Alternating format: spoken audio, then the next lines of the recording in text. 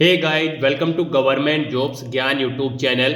Guide, आज की इस वीडियो में हम बात करेंगे जेईई मेन 2025 के notification online form apply process के बारे में।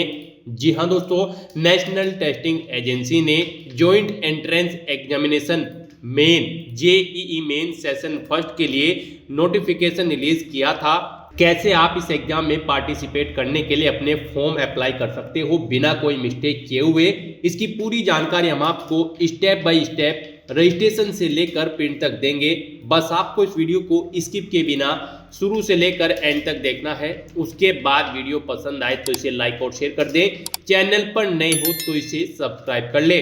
साथ ही साथ गाइड यहाँ पर हम आपको बताएंगे कि कौन सी वो गलती है जिसे न करने से यहाँ पर आपके एप्लीकेशन फॉर्म एक्सेप्ट किए जाएंगे और जिसके करने से आपके एप्लीकेशन फॉर्म यहाँ पर रिजेक्ट हो सकते हैं। तो आपको उस गलती से बचना है। यहाँ पर फॉर्म अप्लाई करने का ये अंतिम मौका है। जल्द से जल्द आप अपने फॉर्म अप्लाई कर दें अगर आप जेईई मेन 2025 सेशन फर्स्ट के एग्जाम में पार्टिसिपेट करना चाहते हैं। तो यहाँ पर ये अंतिम मौका आपके लिए है, जल्दी से आप अपने फॉर्म अप्लाई कर ले। तो गाइस, बिना कोई वक्त गंवाए चलिए शुरू करते हैं। आपको इस वीडियो के डिस्क्रिप्शन बॉक्स में हमारी वेबसाइट IND-sarkari-naukri.in के इस पेज का लिंक मिल जाएगा। यहाँ पर आपको इस एग्जाम के ऑनलाइन फॉर्म की पूरी डिटेल प्रोवाइड करा दी गई है। नेशनल टेस्टिंग एजेंसी NTA ने joint entrance examination JEE main 2025 के लिए नोटिफिकेशन रिलीज किया था, जिसके आधार पर बीटेक और बी आर्ट कोर्सेज में एडमिशन होंगे। यहाँ पर आप 28 अक्टूबर 2024 से 22 नवंबर 2024 तक अप्लाई कर सकते हो। अंतिम मौका यहाँ पर आपके लिए है, कुछ ही दिन शेष है। आप 22 नवंबर 2024 तक अपने फॉर्म अप्लाई कर सकते हो। यहाँ पर ऑल इंडिया से आप अप्लाई कर सकते हो। उसके लिए आपको इस पेज को नीचे स्क्रॉल डाउन करके इंपॉर्टेंट लिंक सेक्शन में आकर ऑफिशियल नोटिफिकेशन PDF लिंक पर क्लिक करके इस एग्जाम के नोटिफिकेशन को ओपन कर लेना है, इंफॉर्मेशन ब्राउजर को, और यहाँ से आपको पूरी डिटेल रीड कर लेनी है। उसके बाद आपको अप्लाई करना है। अप्लाई के लिए भी आपको हमारी वेबसाइट के इसी पेज पर ही अप्लाई ऑनलाइन का लिंक दिया गया है। जैसे ही आप इस लिंक पर क्लिक करेंगे तो आपके सामने यहाँ पर कुछ इस तरह से इंटरफेस ओपन होगा। गाइस, यहाँ पर अगर आपने पहले से रजिस्ट्रेशन कर रखा है तो आपको अपना एप्लीकेशन नंबर एंटर करना है, पासवर्ड एंटर करना है, ये कैप्चा कोड यहाँ पर एंटर करना है और साइन इन करके अपने डैशबोर्ड में से अपना फॉर्म फिलअप कर लेना है। और अगर आप जेईई मेन 2025 सेशन फर्स्ट के इस एग्जाम के लिए फर्स्ट टाइम अप्लाई करने जा रहे हो तो सबसे पहले यहाँ पर आपको अपना रजिस्ट्रेशन करना होगा। उसके लिए आपको यहाँ पर ये कैप्चा कोड एंटर करना है और फिर न्यू रजिस्ट्रेशन की स्टेप पर क्लिक कर देना है। फिर यहाँ पर आपको फॉर्म अप्लाई करने से पहले सभी महत्वपूर्ण दिशा निर्देश और प्रक्रिया समझा दी गई है। आपको सभी डिटेल्स वन बाय वन करके केयरफुली रीड आउट कर लेनी है। इस पेज को नीचे स्क्रॉल डाउन करना है, इस चेक बॉक्स को ओके करना है और फिर आपको क्लिक है टू प्रोसीड ऑप्शन पर क्लिक कर देना है। उसके बाद आपके सामने यहाँ पर रजिस्ट्रेशन का फॉर्म ओपन हो जाएगा। यहाँ पर कैंडिडेट को सबसे पहले अपना नाम देना है। उसके बाद यहाँ पर आपको अपने फादर का नाम देना है। फिर यहाँ पर आपको अपनी मदर का नाम देना है। उसके बाद यहाँ पर आपको अपनी डेट ऑफ बर्थ सेलेक्ट करनी है, पहले डे फिर मंथ और फिर ईयर। उसके बाद आपको अपना जेंडर सेलेक्ट करना है। फिर यहाँ पर आपको अपनी पर्सनल डिटेल्स प्रोवाइड करनी है। यहाँ पर आपको अपने नाम की पुष्टि करानी है, यानी कि जो आपने ऊपर नाम एंटर किया है उसे यहाँ पर आपको एक बार फिर से एंटर करना है और अपना नाम कंफर्म कर लेना है। ऐसे ही यहाँ पर आपको अपने फादर का नाम, मदर का नाम एंटर करके, डेट ऑफ बर्थ एंटर करके और अपना जेंडर एक बार फिर से सिलेक्ट करके अपनी ऊपर की ये सभी डिटेल्स यहाँ पर आपको वेरीफाई कर लेनी है। फिर यहाँ पर आपको अपना प्रेजेंट एड्रेस एंटर करना है। उसके बाद यहाँ पर आपको अपना ईमेल ID एंटर करना है, अपना ईमेल ID आपको कंफर्म कर लेना है। ऐसे ही यहाँ पर आपको अपना मोबाइल नंबर एंटर करना है, उसे भी कंफर्म कर लेना है। उसके बाद अगर आपके पास कोई और नंबर है तो आप यहाँ पर अपना अल्टरनेट नंबर एंटर कर सकते हैं, ये ऑप्शनल है। आप चाहे तो इस कॉलम में अपना ऑप्शनल नंबर एंटर कर दे, अगर नहीं है तो इस कॉलम को खाली छोड़ दें। उसके बाद यहाँ पर आपको अपना परमानेंट एड्रेस एंटर करना है। अगर आपका परमानेंट एड्रेस आपके यहाँ पर प्रेजेंट एड्रेस के अकॉर्डिंग सेम है तो बस आप इस चेकबॉक्स को ओके कर दें। ऑटोमेटिकली आपका प्रेजेंट एड्रेस आपके परमानेंट एड्रेस के अकॉर्डिंग फिल हो जाएगा। फिर यहाँ पर आपको अपना पासवर्ड क्रिएट करना है। गाइस, यहाँ पर आपका पासवर्ड 8 से 13 कैरेक्टर के बीच में होना चाहिए और ये अल्फा न्यूमेरिक फॉर्मेट में होना चाहिए। मीन्स आपके पासवर्ड में कम से कम एक अपर केस कैरेक्टर, एक लोअर केस कैरेक्टर, एक इंटीजर नंबर और एक स्पेशल कैरेक्टर जैसे कि @ हैश या फिर डॉलर होना चाहिए। इस तरह से यहाँ पर आपको अपना पासवर्ड एंटर करना है। वही पासवर्ड आपको एक बार फिर से एंटर करके उसे कंफर्म कर लेना है। फिर यहाँ पर आपको एक सिक्योरिटी क्वेश्चन सेलेक्ट करना है। आप एक सिक्योरिटी क्वेश्चन सेलेक्ट करें, उसका आंसर प्रोवाइड कराएं, ये कैप्चा कोड यहाँ पर एंटर करें और फिर आप सबमिट बटन पर क्लिक कर दें। उसके बाद आपको आपके रजिस्ट्रेशन फॉर्म का पूरा प्रीव्यू यहाँ पर शो कर दिया गया है। आपको सभी डिटेल्स चेकआउट कर लेनी है। कहीं पर कोई मिस्टेक है तो आप एडिट रजिस्ट्रेशन फॉर्म ऑप्शन पर क्लिक करके एडिट कर लें, नहीं तो यहाँ पर आपको इन सभी चेक बॉक्सेस को ओके करना है और उसके बाद यहाँ पर आपको आई एग्री इस चेकबॉक्स को भी ओके करना है और फिर यहाँ पर आपको सबमिट एंड सेंड ओटीपी इस ऑप्शन पर क्लिक कर देना है। उसके बाद यहाँ पर आपके रजिस्टर्ड मोबाइल नंबर पर एक ओटीपी सबमिट किया जाएगा। वो ओटीपी यहाँ पर आपको एंटर करना है और सबमिट रजिस्ट्रेशन फॉर्म इस ऑप्शन पर क्लिक कर देना है।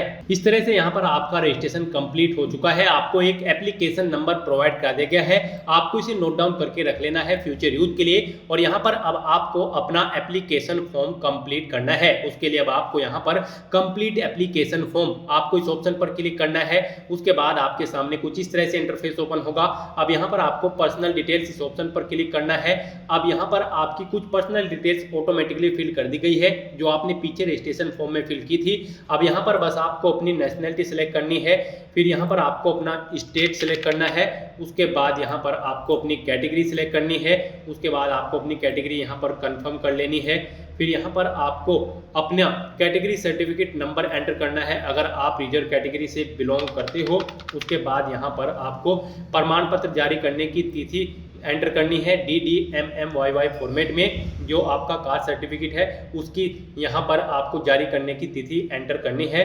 फिर यहाँ पर आपको श्रेणी प्रमाण पत्र जारी करने वाले अधिकारी का नाम एंटर करना है, जैसे कि पटवारी, कानूनगो या फिर तहसीलदार। जिस भी रैंक के ऑफिसर ने आपको आपका कैटेगरी सर्टिफिकेट प्रोवाइड कराया है उस पोस्ट का नाम यहाँ पर एंटर करें। उसके बाद यहाँ पर अगर आप PWD कैंडिडेट हैं तो यहाँ पर आप उसकी डिसेबिलिटी का परसेंट सेलेक्ट करें, 40% है या फिर डिसेबिलिटी लेस देन है 40% से, और अगर नहीं है तो यहाँ पर आपको नो ऑप्शन सेलेक्ट करना है। उसके बाद आपसे पूछा गया कि क्या आप डायबिटिक हैं, कैंडिडेट हैं, अगर हैं तो यस करें, नहीं है तो नो ऑप्शन सेलेक्ट करें। फिर यहाँ पर आपको अपना रेजिडेंस बताना है, आपका रेजिडेंस अर्बन है या फिर रूरल। उसके बाद यहाँ पर आपको अपनी एनुअल फैमिली इनकम सेलेक्ट करनी है, कितनी आपकी यहाँ पर वार्षिक पारिवारिक आय है वो यहाँ पर आप एंटर करें। फिर यहाँ पर आपको बताना है आपने जेईई मेन की तैयारी किस मोड से की है, सेल्फ स्टडी, इंडिविजुअल ट्यूशन या फिर ऑनलाइन कोचिंग।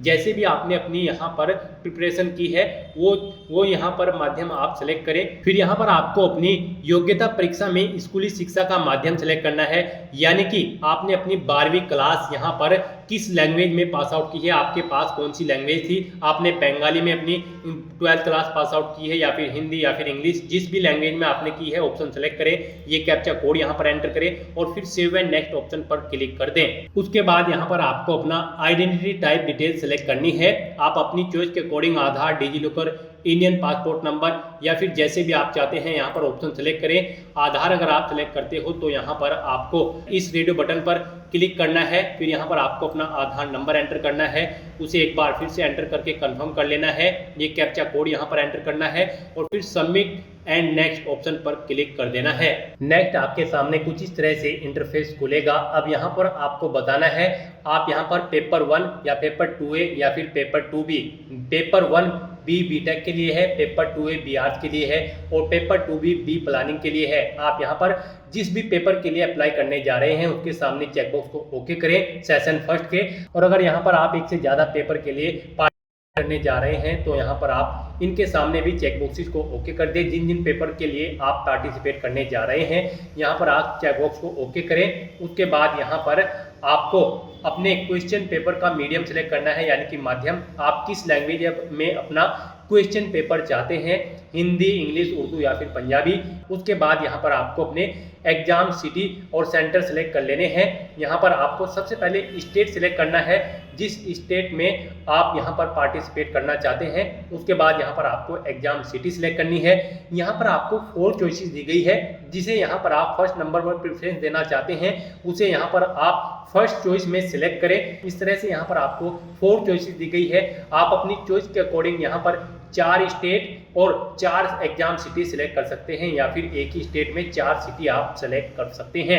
उसके बाद यहाँ पर आपको अपने फादर का व्यवसाय यानी कि ऑक्यूपेशन यहाँ पर सिलेक्ट करना है, आपके फादर क्या करते हैं। फिर यहाँ पर आपको उनकी योग्यता सेलेक्ट कर लेनी है। उसके बाद ऐसे ही आपको अपनी मदर की यहाँ पर व्यवसाय बताना है और फिर उनकी भी योग्यता आपको यहाँ पर सेलेक्ट कर लेनी है। उसके बाद यहाँ पर आपको ये कैप्चा कोड एंटर करना है और फिर सेव एंड नेक्स्ट ऑप्शन पर क्लिक कर देना है।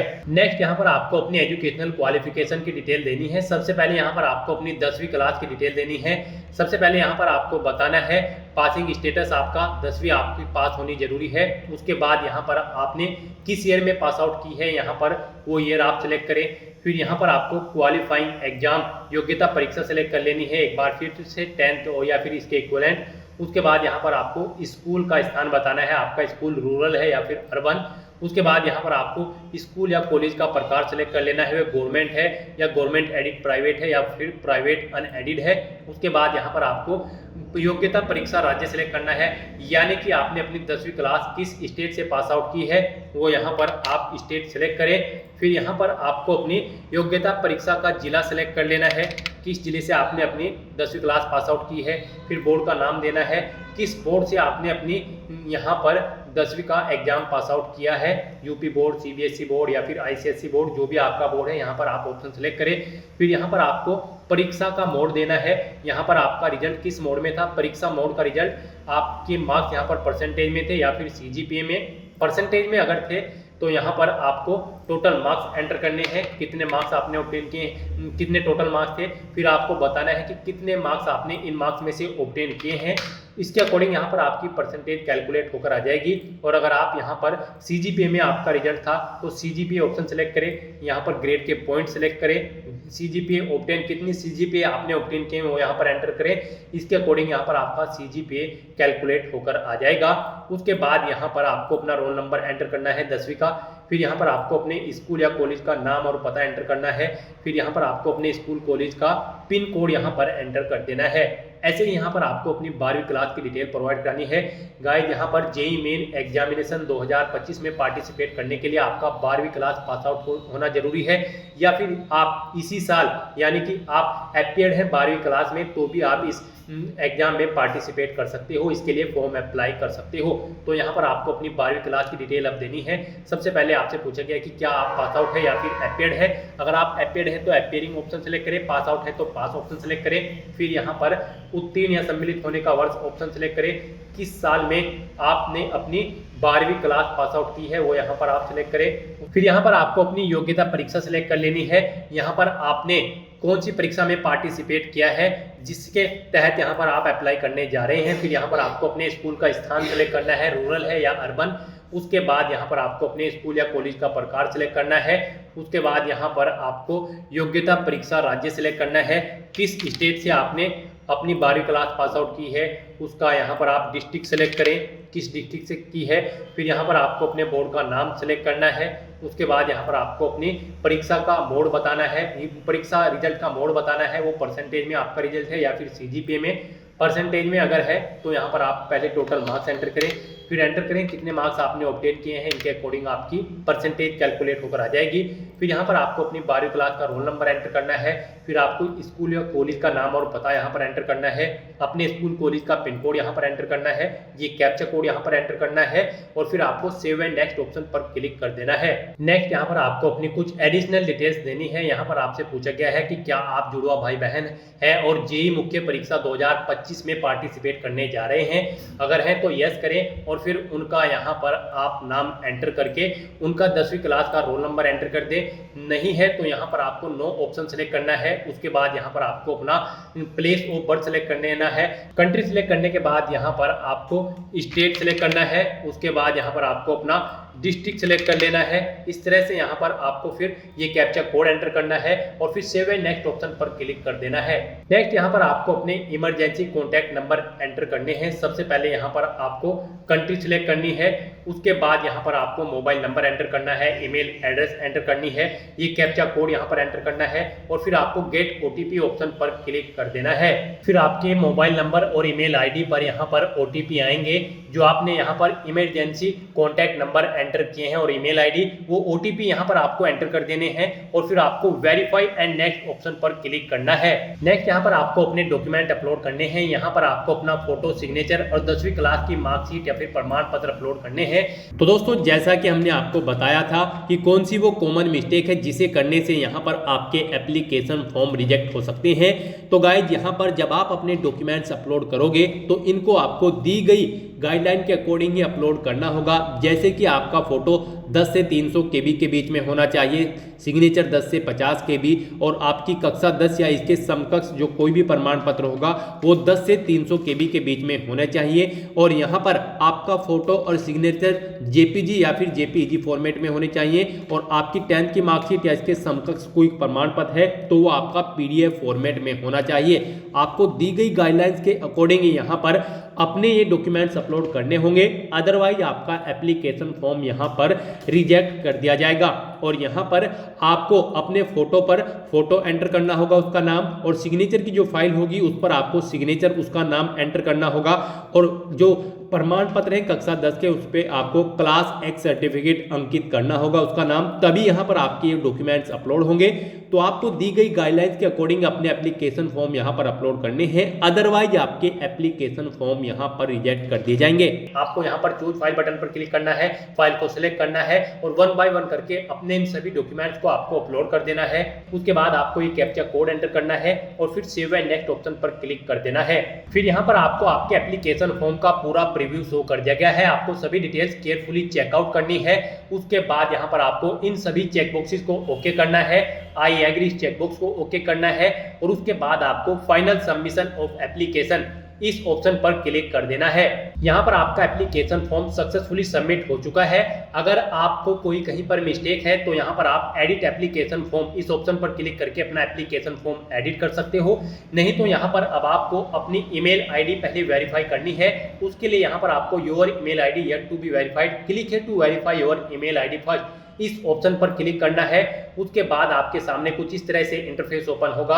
आपको ये कैप्चा कोड यहाँ पर एंटर करना है और फिर आपको submit and gate OTP option पर क्लिक करना है।